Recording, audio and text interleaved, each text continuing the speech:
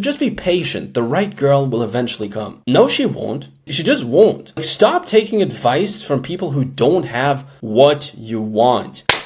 Alright guys, I've been waiting quite some time to make this video as a perfectionist, but I thought, fuck it, let's do it, right? So here's exactly what I've learned after talking to thousands of women in over 20 countries. And the first lesson I have for you is that if you don't think you're good enough for the girl, she won't either. And if there's just one lesson, one takeaway you can take from this video, it's this. And it's that no amount of tricks, as much as people or influencers want you to believe this, no amount of tricks, tips, or game, or riz, or whatever people call it, is going to compensate for a fundamental lack of self-belief in yourself. Because if you think about it, genuine confidence is extremely difficult to fake, right? You can pretend to be confident for a few seconds, even a few minutes, but those micro mannerisms, the way you use your voice or the little tweaks in how you use your hands are just going to show that you're not actually confident and you're not actually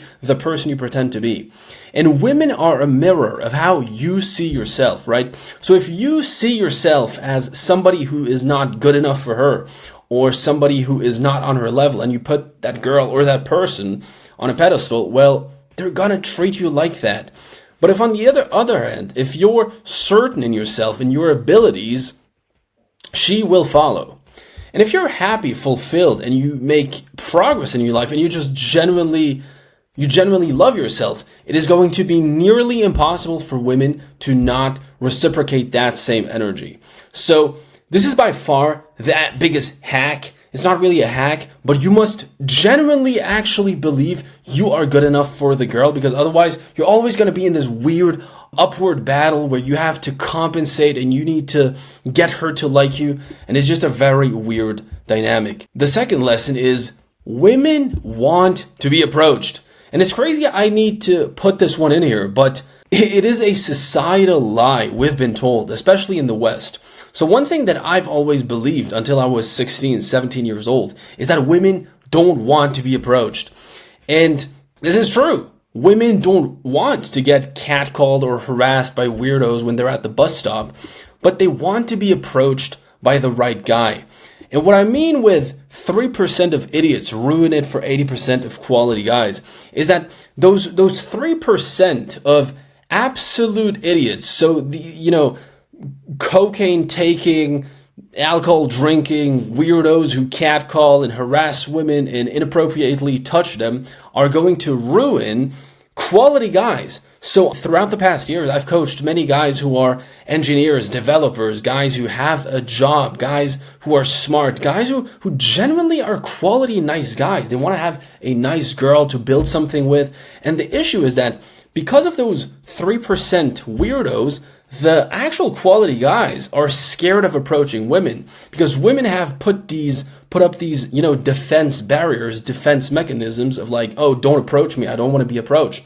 So like most guys then get scared and don't actually approach girls. So these guys fucked it up for all of us. Now, the more attractive a woman is, the less men approach her. And that is absolutely true. So one thing I've noticed is that women will get approached, but these very, very attractive, those so-called 8s, 9s, or even 10s, if such a thing exists, they don't actually get approached because most men are extremely intimidated by them and would rather not face rejection than actually talk to them. And this is where you come in. This is your opportunity to actually outcompete most guys and do what most people are not willing to do, aka talk to these very attractive women. The third lesson is that it was never easier to find a girlfriend. And so one thing you hear a lot nowadays, because the internet in a lot of these forums is sort of an echo chamber, a bubble where people like to complain and people like to listen to other people complaining because it makes them feel better. Oh, dating nowadays is dead. Everybody's on their phone, on their dating apps. Okay. But when was the last time you approached a girl? Now, let's not talk about other people. When was the last time you, during the day, in a confident manner, without drinking alcohol, approached a girl and gave her a compliment? What about guys you know? What about guys in your social circle, friends of yours? And the answer is, maybe you did it, but for most guys, it was not this month, it was not in the past 3 months, and maybe it was not even in the past 6 months. Most guys don't do this. It's because 90% of guys are terrified just at the idea of meeting girls in real life. So what they do is they cope by scrolling on dating apps to only get subpar results with women they're not even excited about. And it was never easier to make impactful real life connections with lovely, kind, normal women than today. Like, look at all these women who are sitting in parks, reading a book, or buying groceries at the bus stop, or just in absolutely normal places, and nobody is talking to them. Or the ones who are talking to them are the guys we talked about before. It's those 3% of weirdos. But if you're a quality guy, and you have enough social intelligence to just not be creepy, well, this is your chance. Nobody is doing this. You need to wake up. You need to start talking to women. Now, number 4 is that being good with women is a skill. And this is something that I didn't believe at all in the beginning, right? Until a certain point, I always believed that you were either good with women or not from birth. And it was some sort of spell that was casted upon you from the second you were born. As much as you wouldn't expect to become good at boxing or playing guitar without any practice, talking to women is exactly the same. I was never naturally good with girls. It's not like I was born as this super charismatic guy who has insane game. Not at all. I was extremely shy. I was socially stifled. I never knew what to say in conversations, and I didn't have much success at all. And it took me a lot of practice, rejections, trial and error to get to a place where I wanted to be. And you have the choice. You can either pay the price now or suffer your entire life. It's absolutely your choice. It's in your hands. Now, the hardest part is getting started, because once you have a habit and you're actually making progress, it's easy. It's like me with this YouTube channel. It's getting easier now to post videos consistently, but it took me years to actually post the first video, which is crazy to think about. And it's the same with guys, right? Once they get into the habit of socializing, they learn about dating, and they want to develop themselves, they can get better. But it's very hard to make that first move. And you really must commit to fixing this part of your life. Same as with money or fitness, you need to make that first step. The first 10 seconds of any conversation are actually everything. Because you truly, as the saying goes, never get a second chance to make a good first impression. Once you fuck up the start, you're fighting an upward battle. It's almost like when you approach a girl for the first time, you are putting on a show, right? You are putting on a show, and you are presenting yourself. And if you don't, really optimize this presentation, this initial perception she has of you, you're just shooting yourself massively in the foot. And so there's different ways you can do that, but you need to really optimize how you dress, how you look, your voice, right? This goes from the depth of your voice, your intonation. I'm not going to go into much detail into this video because otherwise it's going to be half an hour long. Your body language, your eye contact. There's a bunch of things you can do, but the first 10 seconds are absolutely by far the most important of the conversation. Now, this ties back into the next point, which is that what you say doesn't nearly matter as much as how or why you say things, right? It's not about lines or saying the perfect thing. So back when I started talking to women, I always asked myself, I even typed on YouTube, what are the best openers? What are the best pickup lines? What do I need to say? And this really comes from conditioning, because from the second we're born and we're put into this school system, we're really taught to conform and to not say the wrong thing, right? It's like you have to raise your hand, and whenever you say the wrong thing, it's, oh, Johnny, you can't say that. That's not okay. So we're really conditioned to filter our language and really be inauthentic. And this is really where most people, especially even adults, which is crazy to think about, get stuck their entire life. They're stuck in this paradigm of what they need to say. So they're focusing on the words to use. When really we know, and many different scientific papers agree on that 93% of communication is nonverbal, aka not the words that come out of your mouth. Under what you say is how you say things. The use of your voice, your vibe, how you look at people, the mannerisms. Do you make pauses in your speech? Do you have a certain rhythm, a musicality? And even underneath that, you have why you say things.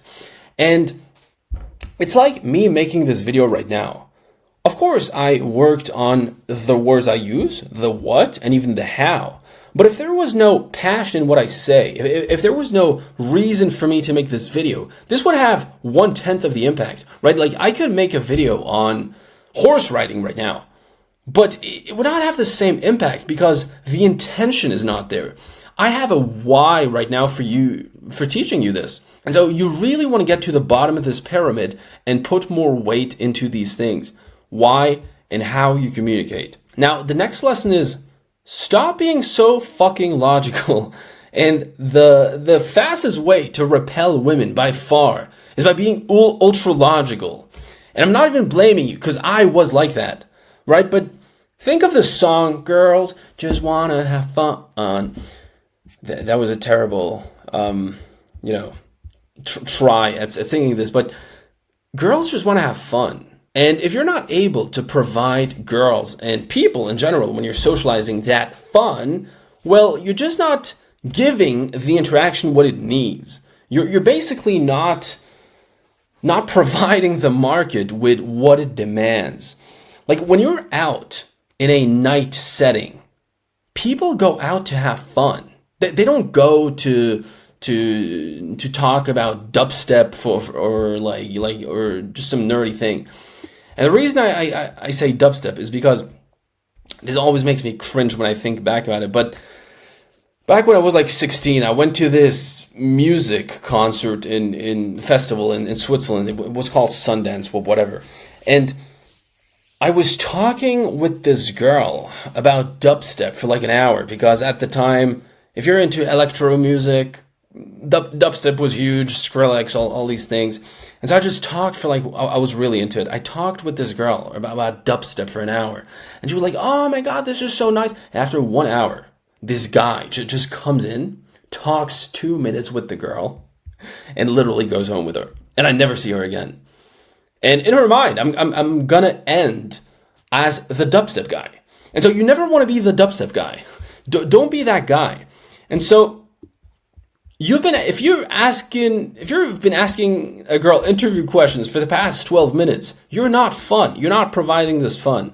Communication for men and women is very different, right? Because for us men, communication is a means to get from point A to point B. It's a way for us to solve a problem.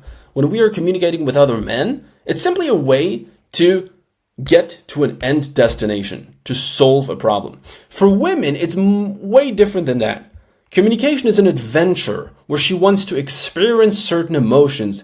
It's almost a roller coaster where she expects to feel certain highs and certain lows. And this is very, very difficult for the male mind to comprehend. Even like the concept that communication for women is different is not easy for us to understand. And it's very, very difficult to be fun and loose in social settings if you worked on logical stuff the entire day. And so I've worked with a lot of developers and coders and guys who work on very analytical, nitty-gritty, logical stuff all day.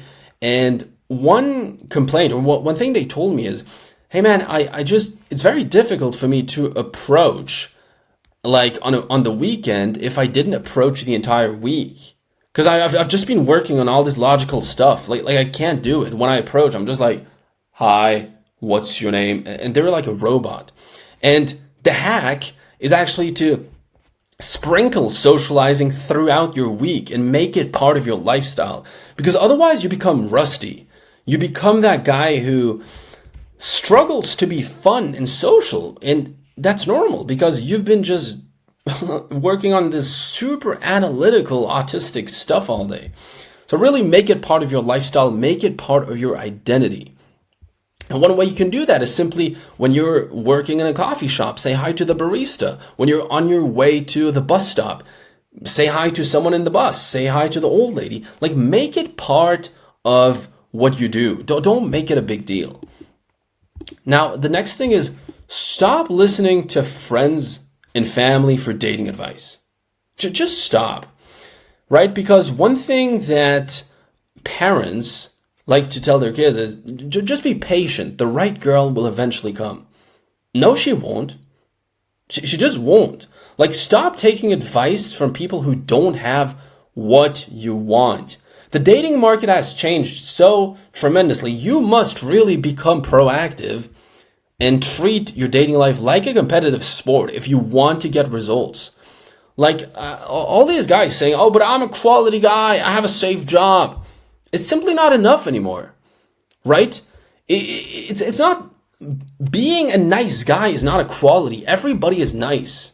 The homeless guy can be nice, but what differentiates you? What about you is different than other guys don't? And so you need to think about this as product versus marketing. You can be a great product. If you're watching this video, you're not a dork. You are a quality guy. And if you're not, then this channel is not for you. This is for guys who are already bettering and improving their life. If you're not, then go watch another channel, some entertainment, iShowSpeed, or whatever. But you need to also work on your marketing, because if you're a quality guy, but you think, I can just wait here and girls are naturally going to flock to me. No, they're not. I've seen those guys. And they're the guys who stand in the corner in the club and they think, even good looking guys, I've seen them. And so they try to be mysterious and like alpha or sigma or whatever, and like just stand there with their arms crossed. Nobody's talking to them. Like, it's sad to see, but you see these same guys after like 4 hours in the club, they're in the same spot and they're still alone. Because you can be a great product, but if you don't have the marketing, none of that matters, right? So you want to focus on both. You want to continue improving as a man, but you want to also work on your social skills. And last but not least, taking action trumps everything else. If there's one thing you can take from this video, it's that imperfect action always wins over perfect inaction. So stop reading more books, stop watching more videos, apart from this one, and apart from this channel, always watch my channel, and start doing. Like, start actually taking those steps towards the life you want. And I never thought I would actually be quoting Martin Luther King Jr. in one of my videos, but I thought that this was really, this really suited the video. So take the first step in faith. You don't have to see the whole staircase, just take the first step.